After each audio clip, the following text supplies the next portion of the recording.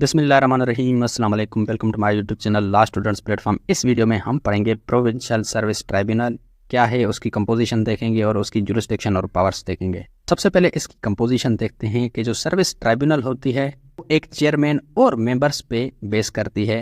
इस चेयरमैन और मेंबर्स को गवर्नर अपॉइंट करता है। जो चेयरमैन है उसके लिए कंडीशंस ये हैं कि वो चेयरमैन हाई कोर्ट का रिटायर्ड जज होना चाहिए। अगर रिटायर्ड जज नहीं है उसके पास इतनी क्वालिफिकेशंस होनी चाहिए कि वो हाई कोर्ट का जज बन सकता हो, तो वो बंदा सर्विस ट्राइब्यूनल का चेयरमैन बन सकता है। तो मेंबर्स की कौन सी क्वालिफिकेशंस होनी चाहिए? अगर वो सर्विस ट्राइब्यूनल का पार्ट होना चाहते हैं उनकी क्वालिफिकेशंस को गवर्नर डिसाइड करेगा कि ये क्वालिफिकेशंस इनमें होनी चाहिए। यूजुअली ये होता है कि उन मेंबर्स को जुडिशियल, लीगल और एडमिनिस्ट्रेटिव मैटर्स में अच्छा खासा एक्सपीरियंस होना चाहिए, फिर ही वो सर्विस ट्राइब्यूनल के मेंबर्स बन सकते हैं।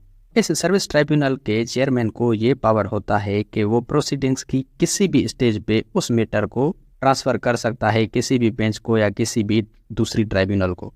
Powers and jurisdiction of tribunal, tribunal के जुरिस्डिक्शन और पावर्स कौन से हैं? अब ट्राइब्यूनल के पास सिविल सर्वेंट्स के टर्म्स और कंडीशंस के जो मैटर्स हैं उन मैटर्स पे एक्सक्लूसिव जुरिस्डिक्शन हासिल है। अब ट्राइब्यूनल के पास ये पावर है कि जो अपील उसके पास फाइल की गई है किसी भी डिपार्टमेंट के आर्डर के खिलाफ या डिसीजन के खिलाफ, उस डिपार्टमेंट के आर्डर या डिसीजन को वो ट्राइब्यूनल चेंज कर सकती है, उसकी मुखालफत कर सकती है कि ये डिसीजन सही नहीं दिया गया, अमेंड कर सकती है या कंफर्म कर सकती है कि हाँ ये जो डिसीजन दिया गया है ये सही है, या उसको टर्मिनेट कर सकती है। मिसाल के तौर पर एक सिविल सर्वेंट है, एक सरकारी इदारे में काम करता है। अब उस इदारे ने उसके खिलाफ कोई डिसीजन दे दिया, उसको प्रमोशन नहीं दी जाए या फिर जो सैलरी है कम कर दी जाए या इसको अलाउंसेस वगैरह नहीं दिए जाएं, तो ये चीज़ उस सिविल सर्वेंट को अच्छी नहीं लगी। वो अगर सर्विस ट्राइब्यूनल में जाके डिसीजन के खिलाफ अपील फाइल करता है तो उस सर्विस ट्राइब्यूनल के पास ये पावर है कि इस डिसीजन को, जो डिसीजन उस इदारे ने दिया है, तो ये कहेगी कि ये सही दिया है, या उसको चेंज करेगी या उसको टर्मिनेट करेगी या अमेंड करेगी या उसकी मुखालिफत करेगी कि ये आपने डिसीजन सही नहीं दिया। सर्विस ट्राइब्यूनल के पास जो पावर्स होते हैं वो सिमिलर टू सिविल कोर्ट होते हैं। यानी जो पावर्स सिविल कोर्ट के पास होते हैं, सिविल प्रोसीजर कोड 1908 के अंडर, वो सारे पावर्स ट्राइब्यूनल के पास भी होते हैं। पिछली वीडियोस में हम पावर्स ऑफ इंक्वायरी ऑफिसर या इंक्वायरी कमेटी के बारे में पढ़ के आए थे। इंक्वायरी कमेटी या इंक्वायरी ऑफिसर के पास जो पावर्स थे वो सारे पावर्स इस ट्राइब्यूनल के पास भी होते हैं। वही पावर्स हम यहाँ पढ़ेंगे। अगर आपसे ये सवाल पूछा जाता है कि इंक्वायरी ऑफिसर के पास कौन से पावर्स होते हैं तो आप ये लिख सकते हैं। इसी तरह अगर आपसे पूछा जाता है कि सर्विस ट्राइब्यूनल के पास कौन से पावर्स होते हैं तो भी आप यही पावर्स लिख सकते हैं।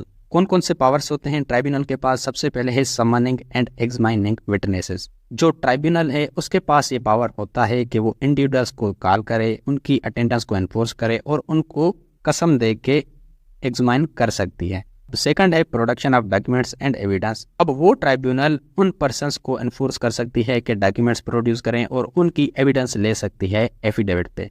थर्ड है एस्टेब्लिश कमीशन। ट्राइब्यूनल के पास ये पावर होता है कि वो कमीशन को एस्टेब्लिश करे।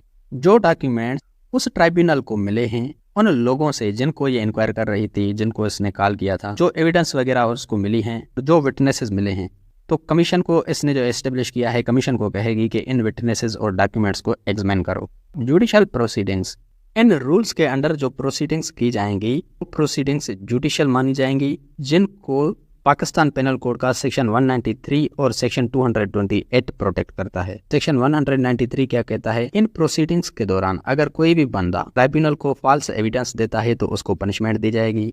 और सेक्शन 228 कहता है इन जुडिशियल प्रोसीडिंग्स के दौरान अगर कोई भी बंदा किसी भी पब्लिक सर्वेंट की इंसल्ट करता है या उसको इंटरप्ट करता है उसको भी पनिशमेंट दी जाएगी। अब पब्लिक सर्वेंट्स कौन से हैं? इंक्वायरी ऑफिसर, कमेटी या ट्राइब्यूनल के जो मेंबर्स हैं या ट्राइब्यूनल के जो चेयरमैन वगैरह हैं, उनकी अगर कोई इंसल्ट करता है, उनको इंटरप्ट करता है तो उन लोगों को पनिशमेंट दी जाएगी। तो दोस्तों ये था हमारा आज का टॉपिक। उम्मीद है कि आपका कॉन्सेप्ट क्लियर हो गया होगा। रिक्वेस्ट एक ही करूंगा कि एक छोटा सा कोई सा भी कमेंट लाजमी कर दो। अगर आपको लॉ सिविल सर्विसेज के दूसरे वीडियोस देखने हैं तो आप मेरे चैनल की प्लेलिस्ट विजिट कर सकते हैं। प्लेलिस्ट की लिंक आपको डिस्क्रिप्शन से मिल जाएगी।